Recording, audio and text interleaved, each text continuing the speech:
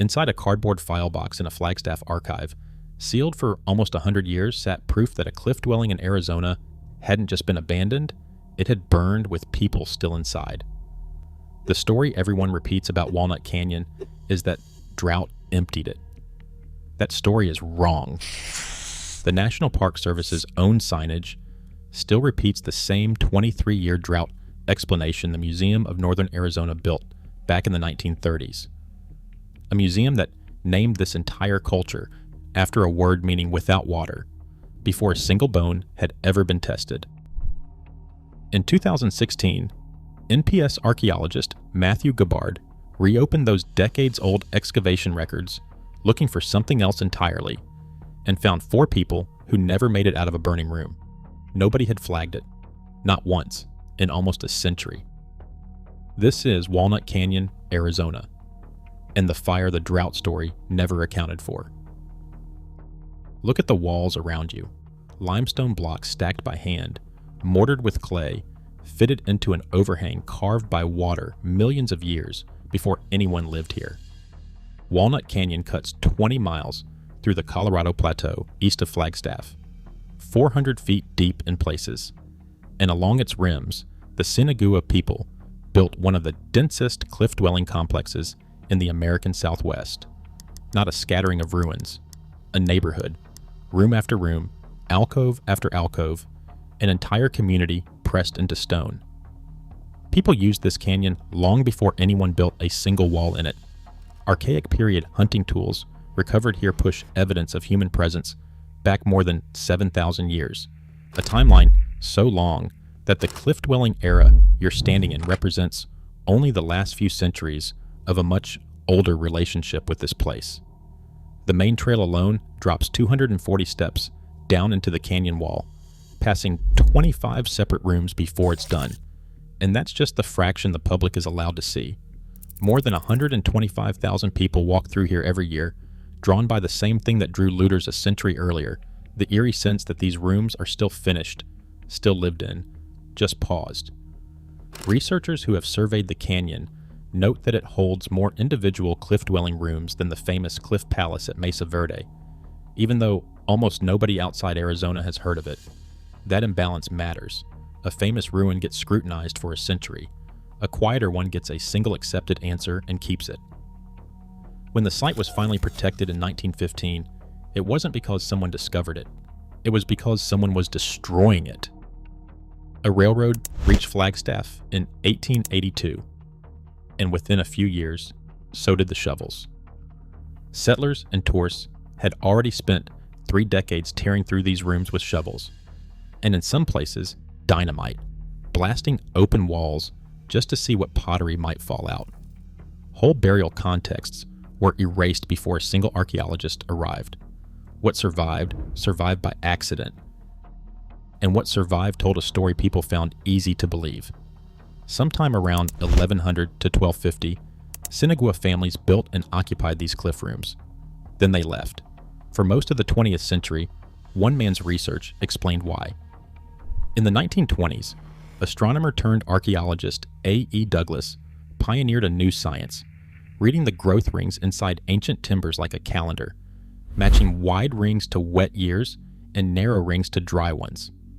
His method worked by matching the ring pattern from a beam of unknown age against beams of known age, lining up the pattern until the overlap fit, then stringing those overlaps together through modern trees, historic buildings, and finally ancient roof beams into an unbroken calendar stretching back centuries, accurate to the exact year. The science he pioneered eventually grew into an entire tree ring research laboratory at the University of Arizona, one that's still reading these forests today. His record from the Southwest revealed something dramatic, a brutal, sustained drought from 1276 to 1299. 23 years without enough rain to keep a civilization fed. Historians folded it into one tidy explanation for the entire regional collapse. Mesa Verde, Chaco Canyon, and Walnut Canyon, all treated as victims of the same dry decades, all folded into the same paragraph in textbook after textbook. It was clean. It was scientific. It fit in a museum caption. it was also wrong for this canyon. Here's the problem. Nobody likes to say out loud. Walnut Canyon's cliff dwellings were largely emptied by around 1250. That's not a small discrepancy. That's a quarter of a century before the drought Douglas documented even started. The people who built these rooms, sealed these doorways, and walked out of this canyon for the last time, they were already gone before the disaster that supposedly forced them out. Nearby Wupatki, the huge Pueblo complex built after the same volcanic eruption that made this region fertile in the first place, empties out on almost the same schedule, abandoned by around that same mid-1200s mark, again ahead of the drought everyone blames. Two major sites, the same premature exit, the same explanation that doesn't fit either one.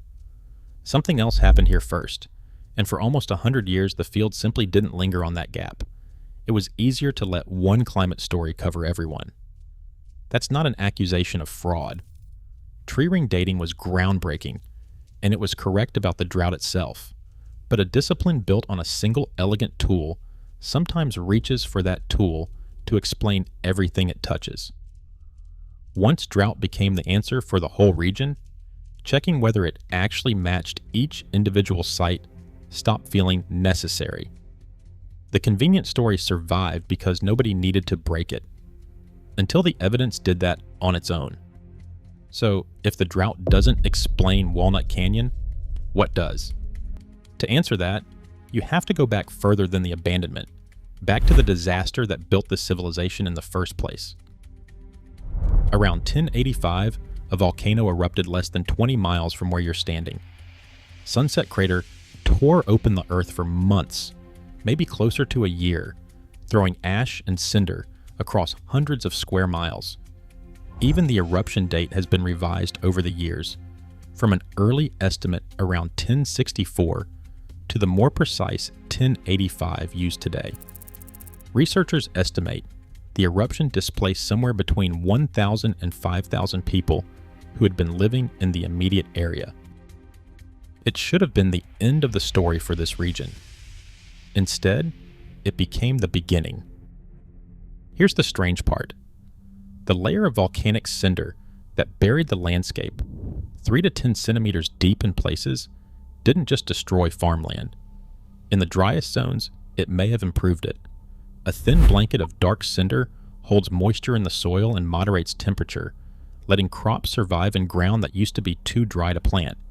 Some archaeologists call it ash mulch, and for a while, it looks like an origin story too good to be true. Catastrophe accidentally creates fertile land, and a farming boom follows. Populations surged, villages spread. Some researchers push back on this.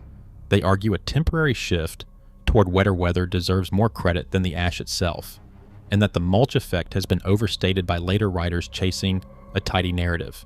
It's a genuinely contested point, and it matters because if the ash gets too much credit, the later collapse looks like simple bad luck running out. If the wetter climate explanation is closer to the truth, the story is less about magic soil and more about a population that grew during a lucky stretch of weather it could never count on forever. Even the skeptics agree on this much. For roughly a century and a half, something about this post-eruption landscape supported real growth, and Walnut Canyon's cliff dwellings rise directly out of that boom. The people who built them weren't isolated survivors scratching out a living in a canyon. Before any of these cliff rooms existed, the earliest Sinagua families lived in shallow pit houses dug straight into the ground. Simple, practical, easy to abandon. Over generations, that architecture climbed upward and outward into masonry pueblos, then finally into the cliff alcoves themselves, each shift reflecting a community with more people, more stored surplus, and more worth protecting. This wasn't a culture standing still. It was one constantly rebuilding itself around new pressure and new opportunity. And it was connected to a trade network that stretched hundreds of miles in every direction. Marine shell from the Gulf of California and the Pacific coast, copper bells, and scarlet macaws carried up from Mexico, live tropical birds walked or carried across deserts to reach a canyon in northern Arizona, painted pottery from the Cayenta and Ancestral Puebloan communities to the north, Roughly 1 in every 10 pots found at Sinagua sites imported from outside the region. Locally, they controlled access to government mountain obsidian, a volcanic glass so sharp and so widely desired that it didn't just supply local tools, it traveled outward along the same trade routes, turning up in sites the Sinagua themselves likely never visited. This was not a marginal culture hanging on at the edge of survival. This was a hub, a place other communities wanted to trade with, ally with, and in some cases, worry about. That matters, because the label historians gave these people almost accidentally shapes how the story gets told. Sinagua isn't what they called themselves. It's a name coined in 1939 by archaeologist Harold Colton, borrowed from an old Spanish phrase for the nearby mountains, Sierra Sinagua, the range without water. He founded the Museum of Northern Arizona that same era, and the name he chose became the lens through which nearly every visitor since has been introduced to this canyon, a name invented 6 centuries after the fact, built around an assumption about scarcity. And scarcity is exactly the frame that made the drought explanation so easy to accept later. If your working name for a people literally means without water, a story about them being destroyed by lack of water writes itself. That's not evidence. That's a narrative trap baked into the vocabulary before the tree ring data even existed. Now look again at what actually happened after 1250. The Sinagua who left Walnut Canyon didn't disappear from the historical record.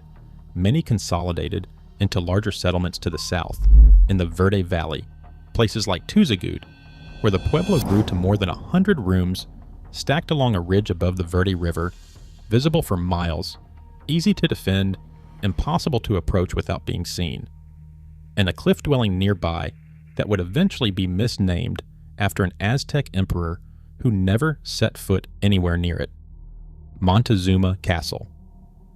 Here's the detail that should stop you. After roughly 1300, Sinagua villages change dramatically. They stop being open, accessible pueblos on flat, farmable ground. They start climbing hilltops, cliff faces, sites with narrow, defensible approaches and long sightlines across the valley. Nobody builds a defensive village by accident. Something in this landscape had turned dangerous, and the people living in it knew it before any drought forced their hand. For most of the 20th century, that shift got mentioned in passing and explained away. A stylistic choice, a cultural preference. It sat in field notes and survey reports as a curiosity, not a clue. Nobody connected it to anything specific, because the site that would eventually connect it to something specific hadn't been reanalyzed yet. It had been excavated once, decades earlier, cataloged and shelved. The evidence was already in storage. It just hadn't been asked the right question. That changed in 2016. The site is called Castle A smaller cliff dwelling built into the same limestone alcove system as the much more famous Montezuma Castle just downstream. It had been dug up and documented generations earlier, in the way archaeology used to work. Catalog it, describe it, move on. National Park Service archaeologist Matthew Gabbard went back through that old material with modern tools, and what he found didn't fit the version of the story everyone had settled on. Castle A had burned. Not a slow decay, not an accidental cook fire, but a destructive fire that tore through the structure and collapsed sections of it. Using archaeomagnetic dating, a method that reads the direction of the Earth's magnetic field, locked into heated clay and rock at the moment it cooled, Gabbard's team pinned the fire to somewhere between roughly 1375 and 1395. That's not vague, that's a date range science can actually stand behind. And it places the destruction of this dwelling more than a century after Walnut Canyon had already emptied, deep into the era when Sinagua villages were fortifying themselves against something. Here's why archaeomagnetic dating matters, without the jargon. Earth's magnetic north isn't fixed. It drifts slowly over centuries in a path scientists have mapped using thousands of samples worldwide. When clay or stone gets heated to a high enough temperature in a fire, for instance, the magnetic particles inside it lock into alignment with whatever direction north happened to be pointing at that exact moment, and they freeze there as the material cools. Researchers cut small, carefully oriented samples directly from the burned wall itself, mark which way is north before the sample ever leaves the ground, and carry it back to a lab bench lined with magnetometers built to detect exactly this kind of frozen signal. Read that frozen alignment correctly, compare it to the known drift pattern, and you get a date. Not an estimate from pottery style, not a guess from stratigraphy, a measurement written directly into the stone by the fire itself, at the moment it happened. And what that measurement revealed inside the burned rooms of Castle A should unsettle you. The chambers weren't cleared out. They were full, everyday tools, containers, the ordinary material of daily life, left behind as though nobody had time to pack. That's not what abandonment looks like when people choose to leave. That's what abandonment looks like when people are forced to. It gets worse. In one part of the site, excavators found the remains of 4 individuals in a shared grave.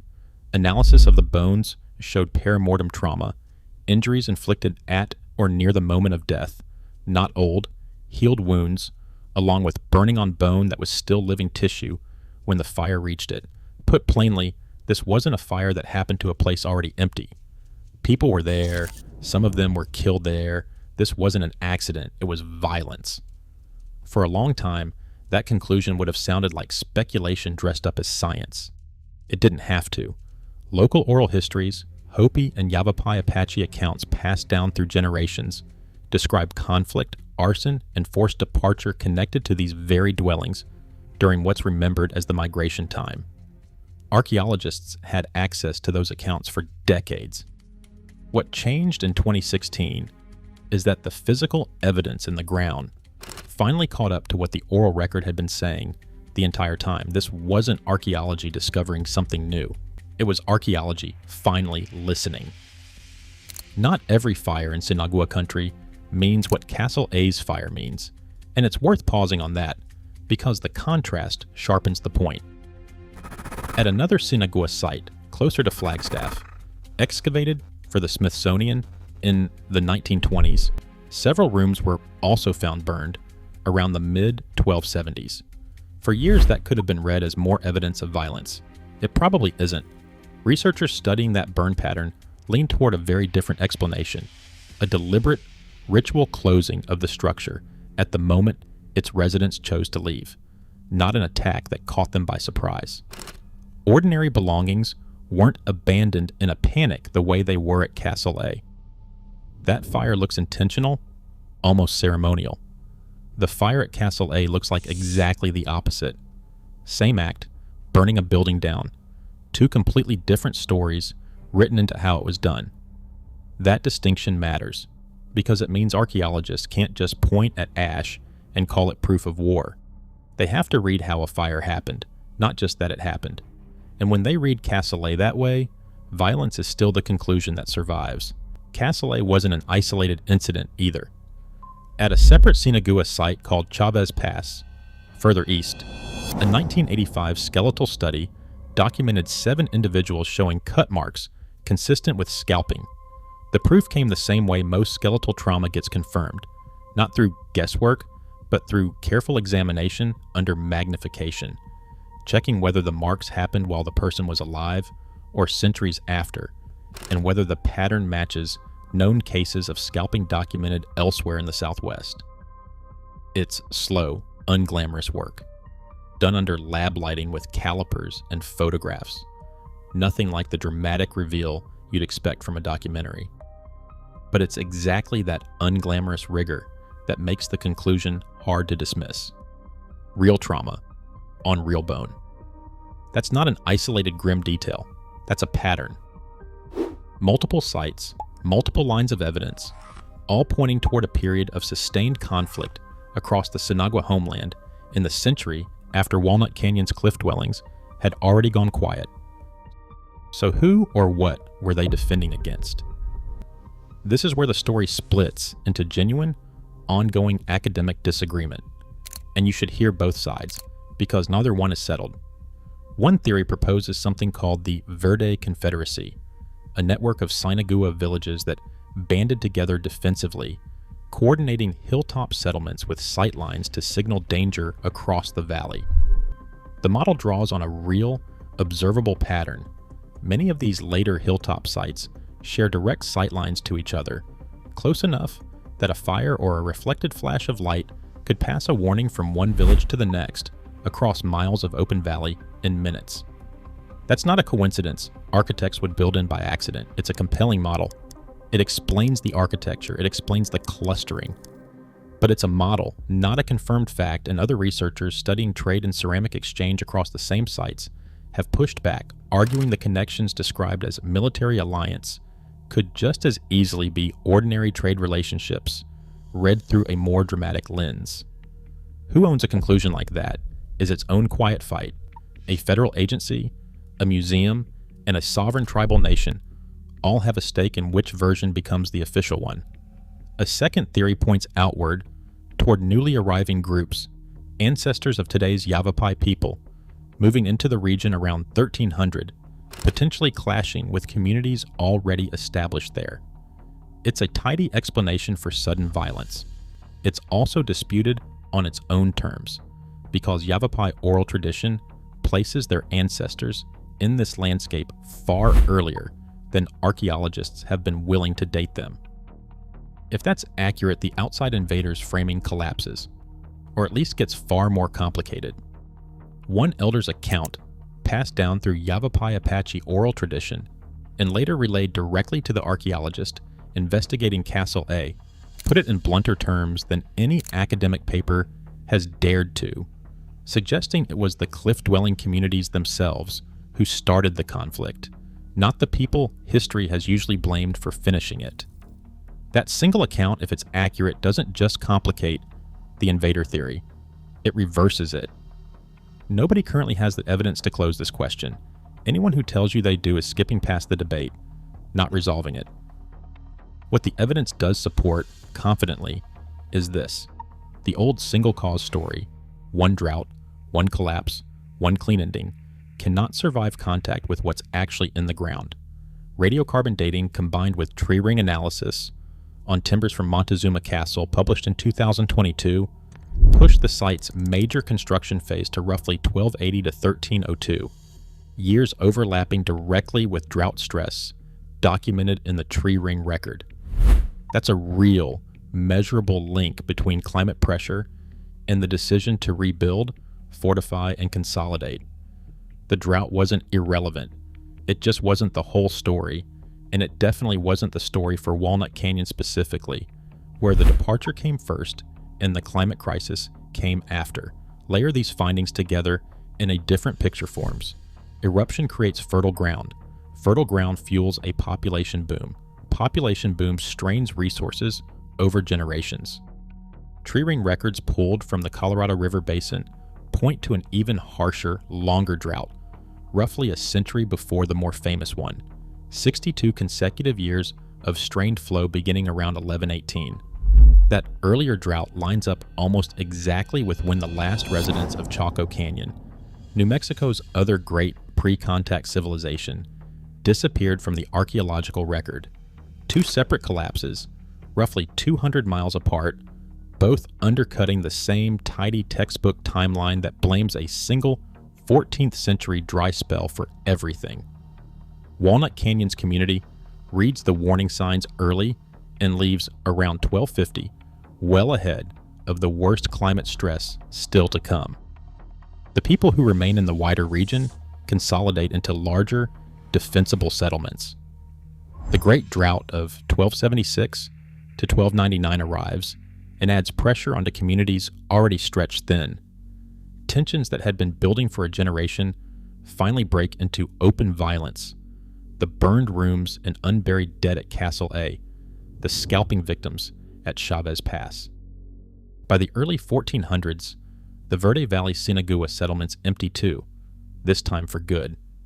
That's not one cause, that's a chain reaction, and Walnut Canyon sits at the very start of it, the first domino, not the last. And it didn't happen in isolation either.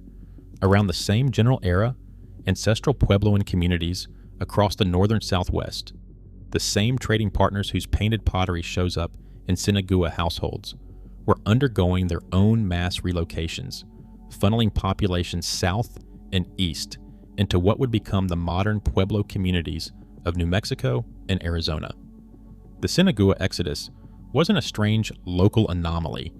It was one thread in a much larger regional unraveling. Here's the detail that should really stop you, though. None of this means the Sinagua people vanished. That word gets used constantly in documentaries and museum captions, and it's doing more work than the evidence supports. Vanished implies mystery without resolution. What actually happened is migration, deliberate, documented, and still traceable today. In 1996, a cultural affiliation study conducted for the Coconino National Forest determined that the Sinagua of this region are most closely affiliated with the Hopi tribe. That finding wasn't just academic. It triggered a federal legal process under the Native American Graves Protection and Repatriation Act, and over roughly 5 years, the Coconino National Forest documented, studied, and repatriated more than 1,500 sets of ancestral human remains and over 4,000 funerary objects back to the Hopi people, remains spanning the entire Sinagua timeline from around 600 to 1400, including funerary objects tied to that same burned site excavated for the Smithsonian back in the 1920s, objects that sat in federal custody for nearly a century before the paperwork finally caught up with what the bones had been saying the whole time. That is not a footnote. That is the modern, legal, physical confirmation of a descent line, an actual reversal of the looting and dynamite that opened this story a century earlier, this time returning what was taken instead of scattering it further. And it connects directly to something the Hopi had been saying the entire time, long before archaeology caught up. Hopi tradition describes ancestral migration through what's called footprints, itakuku, sites left behind by clans fulfilling a spiritual covenant as they moved across the landscape toward the Hopi mesas. Some accounts describe a place remembered as a red land of the south. Others speak of the Flagstaff region as a waypoint where instruction was given before the journey continued. These aren't vague folk memories. They're specific, geographically anchored accounts carried across roughly 7 centuries with enough consistency that they line up with the archaeological migration pattern almost point for point. Some clans trace specific migration routes directly through Sinagua territory. For decades, this oral history sat outside the academic mainstream, interesting, respected in isolated corners, but treated as folklore running parallel to the real archaeological record rather than as a source of evidence in its own right. That distinction is eroding. The castle of findings didn't just confirm a fire. They confirmed that oral accounts of violence and forced departure carried forward for 6 centuries were pointing at something archaeologically real the entire time. The uncertainty hasn't stopped researchers from going back into the canyon itself. In 2021, a survey team returned to more than 130 previously recorded sites across Walnut Canyon, not hunting for a single dramatic answer this time, but documenting something slower and less cinematic. Water damage.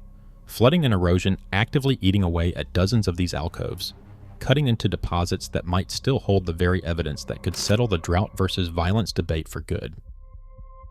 It's a strange kind of race. The same canyon that survived 7 centuries of silence, then decades of dynamite and looting, is now losing information to something as ordinary as rainfall. Every gully that widens is a page of this mystery that nobody gets to read. Multiple institutions manage pieces of this story, and they don't always move at the same speed. The National Park Service oversees Walnut Canyon itself. The Coconino National Forest oversees much of the Verde Valley material and ran the repatriation process. The Hopi tribe holds sovereign authority over its own ancestors going forward. 3 mandates, 1 shared canyon system. Coordinating an honest public story across all 3 takes far longer than updating a single lab result. For the Hopi families whose clan histories point straight through this canyon, none of this has ever really been a mystery in the way it gets marketed to tourists. It's family history, cataloged by strangers, argued over in journals its owners were rarely invited to publish in. tested by scientists who took generations to finally ask the community what its own oral record had already said. So who benefits from the old, simpler story surviving? It's worth asking plainly. A single-cause drought narrative is easier to put on a museum label. It requires no conversation about violence between ancestral communities, no reckoning with how thoroughly early excavation and looting destroyed the physical evidence that could have answered these questions decades sooner, and no need to weigh oral tradition as seriously as a stratigraphy report. The Museum of Northern Arizona itself was founded by the same man who coined the word Sinagua back in 1939, built around an assumption of scarcity that made the drought explanation feel almost inevitable before a single tree ring sample confirmed it. Museum framing built on that foundation has been slow to fully absorb research that complicates it. Labels update slower than laboratories. That's not a conspiracy. It's institutional inertia. But inertia has consequences. And one of them is that millions of visitors still leave this canyon believing a story that the evidence itself has already moved past. Who loses if that explanation finally gets retired? Not just a museum's wall text, but a century-old tourism narrative built around a single clean, blameless cause. The weather did it. Nobody's fault. Case closed. Evidence of violence between ancestral communities is a lot harder to fit on a gift shop sign. A nearby Sinagua petroglyph site does have a documented solar calendar carved into rock. Sunlight, striking specific markings only on the solstices. A genuinely confirmed piece of ancient astronomy. But that site isn't this one, and there's still no confirmed astronomical alignment inside these dwellings specifically, despite what some documentaries imply. It's worth saying clearly, not every dramatic claim about this canyon holds up. The ones that do are dramatic enough on their own. Which brings you back to where you started. This room, this alcove, this canyon that held an entire community for a century and a half before something, pressure building slowly, then breaking, pushed its people out ahead of the disaster the textbooks blamed for everything. The drought was real. The suffering was real. But it arrived after the exodus from this specific canyon, not before it. And the deeper cause, the fear that made Sinagua villages start climbing toward defensible ground, the violence that eventually caught up with communities further south, the covenant that carried survivors toward the Hopi mesas where their descendants still live, never made it onto most museum labels at all. Not because anyone hid it on purpose, because the simpler story was already printed, laminated, and bolted to a post at the trailhead a long time before anyone reopened the file box. That proved it incomplete. This wasn't a story about a civilization erased by nature. It was a story about people who read the warning signs, made a choice, and walked out before the worst of it arrived, leaving 100 years of pressure to catch up with the family down the canyon instead. Stand here long enough and the silence stops feeling empty. It feels deliberate. Every wall still holding its shape, every doorway still sealed against a threat that stopped mattering 700 years ago, every artifact left behind in a rush. Nobody explained until a fire's own magnetic signature finally told the truth. The people who lived here didn't vanish into some unsolved mystery. They walked south, then further south, carrying a covenant instead of a curse, until their footprints ended at the mesas where their descendants still stand today.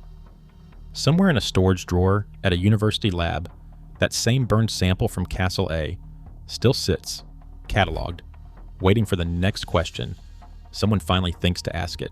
The room is still here, the drought story is still on the sign outside, but the sign is wrong about when, and it's wrong about why, and once you know that, you can't walk this trail the same way again. So the next time someone tells you a single drought erased an entire people from a canyon in Arizona, ask them one question. Gone by when exactly, and gone according to whose evidence?